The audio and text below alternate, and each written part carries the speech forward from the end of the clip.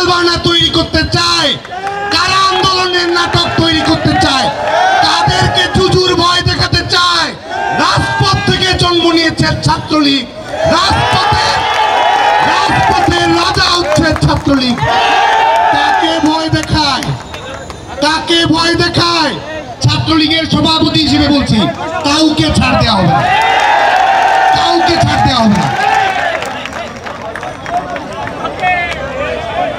আজকে ছাত্রলীগের কর্মীরা এখানে আছে, সাধারণ শিক্ষার্থীরা আছে।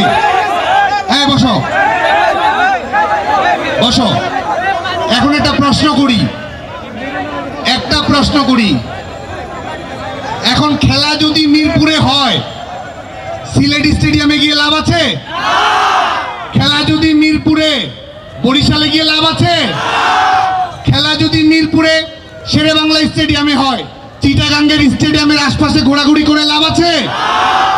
আজকে ছাত্র সমাজের একটি যৌক্তিক ইস্যু আদালতের কোর্টে গেছে, আর মামা বাড়ির আবদারের মতো এরা যেখানে সেখানে অবরোধ আর ব্লকেট ডেকে বসেছে। আমরা সুস্পষ্ট হয়ে বলছি, যে সমস্যার সমাধান করার জন্য যৌক্তিক উপায় রয়েছে, আইনসঙ্গত উপায় রয়েছে, সেই পদ্ধতি যেন ব্যবহার করা হয়। হাইকোর্ট সরকারের প্রজ্ঞাপনের উপরে আপিলেট বিভাগ এই মধ্যবর্তী সময়ের জন্য চূড়ান্ত নিষ্পত্তি হওয়ার আগ পর্যন্ত এই আদেশ দিয়েছে, এই স্ট্যাটাস কো দিয়েছে। এবং এর পরেও এই ব্লকেট খেলা, এর পরেও এই যানজট অবরোধ পরিস্থিতি তৈরি করা, এটি কি সঠিক কোনো কর্মপ্রক্রিয়া? আমরা সুস্পষ্ট হয়ে প্রশ্ন করতে চাই, একটি যৌক্তিক দাবিকে যারা অযৌক্তিক ভাবে আদায় করতে চায়, আমরা মনে করি যে তাদের অভিসন্ধি ভিন্ন। মাননীয় প্রধানমন্ত্রী বঙ্গবন্ধু দেশরত্ন শেখ হাসিনা সরকারি কোটা নিয়ে 2018 সালে একটি সিদ্ধান্ত দিয়েছিল। এই সরকারই তো দিয়েছে, এই সরকার পক্ষের আইনজীবীরাই তো আদালতে লড়ছে। আওয়ামী লীগ সরকারই তো বলছে যে আমরা সমস্যার সমাধানে আন্তরিক। তাহলে কারা টালবানা তৈরি করতে চায়, কারা আন্দোলনের নাটক তৈরি করতে চায়, তাদেরকে জুজুর ভয় দেখাতে চায়। রাজপথ থেকে জন্ম নিয়েছে ছাত্রলীগ, রাজপথের রাজা হচ্ছে ছাত্রলীগ। কাকে ভয় দেখায়, কাকে ভয় দেখায়? সমস্ত বাধা নিষেধ, ভয় বিপত্তি উপেক্ষা করে বাংলাদেশ ছাত্রলীগ এই বাংলাদেশের স্বাধীনতা আন্দোলনে, গণতান্ত্রিক আন্দোলনে, শিক্ষার্থীদের অধিকার আদায়ের আন্দোলনে নেতৃত্ব দিয়েছে।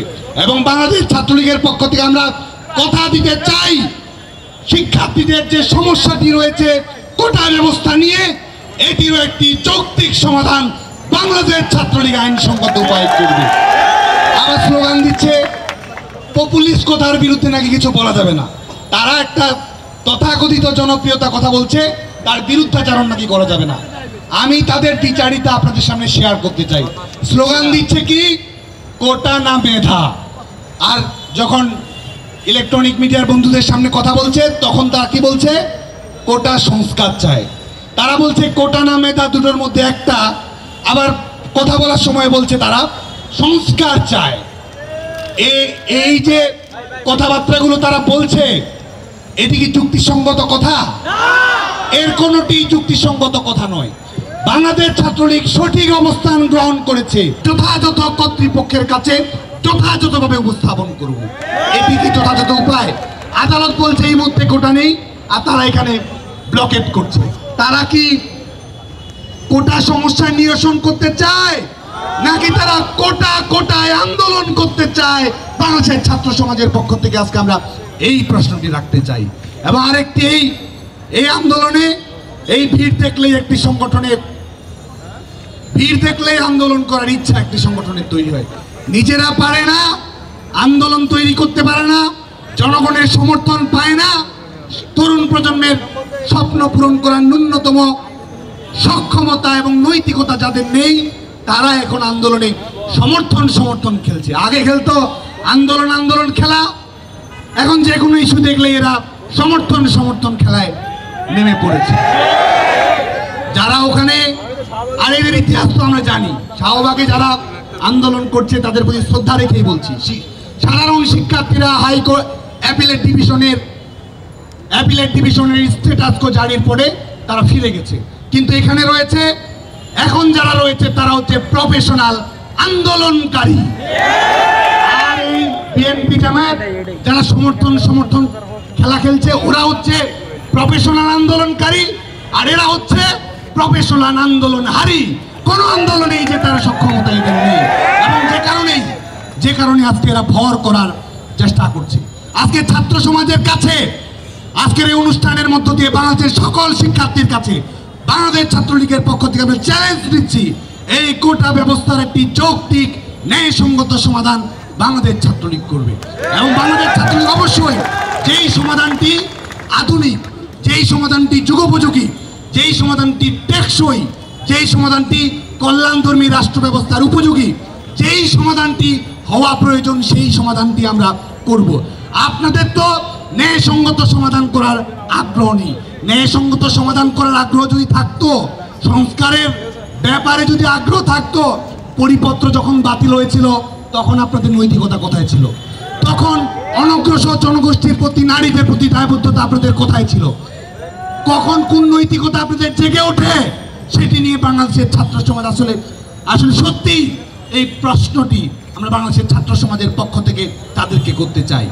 আমরা সুস্পষ্ট হয়ে বলছি, আমরা বৈষম্যের বিরুদ্ধে, আমরা সমতা নিশ্চিত করার পক্ষে। ব্যানার দিয়েছে, ব্যানারে নাম কি লিখেছে? বৈষম্য বিরোধী ছাত্র আন্দোলন। ব্যানারে লিখেছে বৈষম্য বিরোধী ছাত্র আন্দোলন, অথচ বাংলাদেশে বিসিএস পরীক্ষায় 100 জন ক্যাডারের মধ্যে 75 জন যে পুরুষ হয়, এবং সে কারণে নারীরা যে বঞ্চিত হয়, সেই বৈষম্যের বিরুদ্ধে এই বৈষম্য বিরোধী প্ল্যাটফর্মের কোনো কথা নেই। তখন এদের চুক্তি, এদের চিন্তা, এদের প্রশ্ন সবকিছুই প্রশ্নবিদ্ধ হয়ে যায়।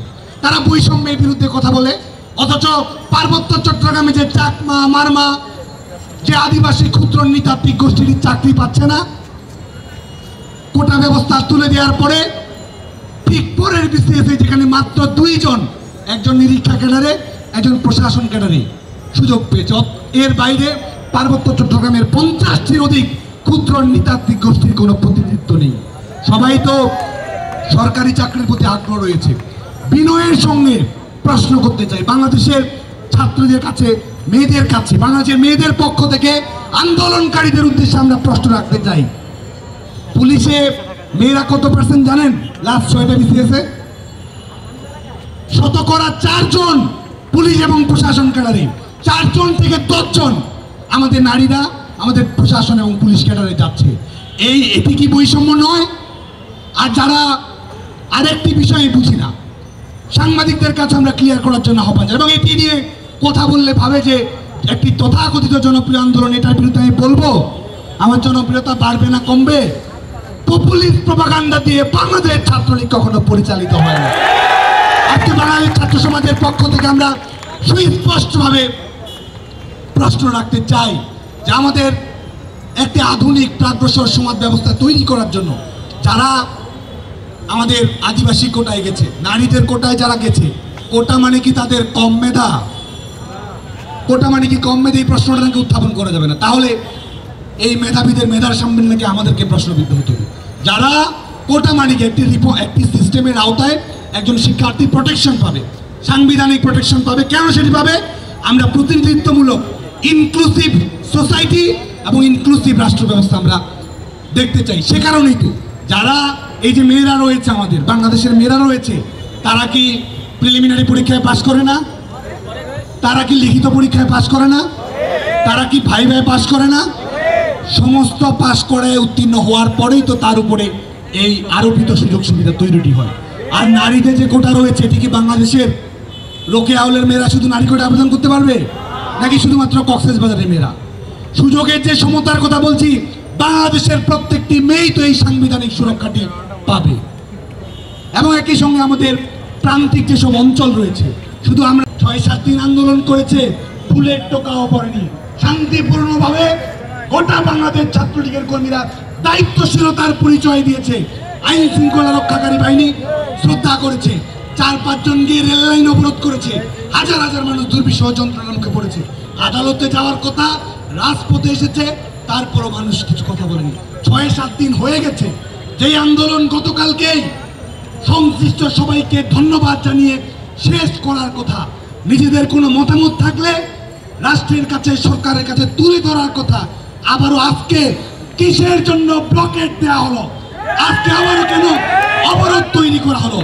তাহলে আজকে ছাত্র সমাজের কাছে প্রশ্ন রাখতে চাই, সবাই তো ছাত্রলীগ করে না, তাদের কাছেও প্রশ্ন রাখতে চাই। এই মুহূর্তে কোটা নেই, বিচার বিভাগ স্ট্যাটাস কো দিয়েছে, সরকারের 2018 সালে জারি করা প্রজ্ঞাপন এই মুহূর্তে সচল রয়েছে, বিচার বিভাগীয় পর্যবেক্ষণ চলছে। আওয়ামী লীগ সরকার বলছে আন্তরিক, তারপরও ব্লকেট যারা দেয় তাদের উদ্দেশ্য কি? তাদের উদ্দেশ্য কি কোটা সমস্যার সমাধান করা, নাকি কোটা কোটায় আন্দোলন করা?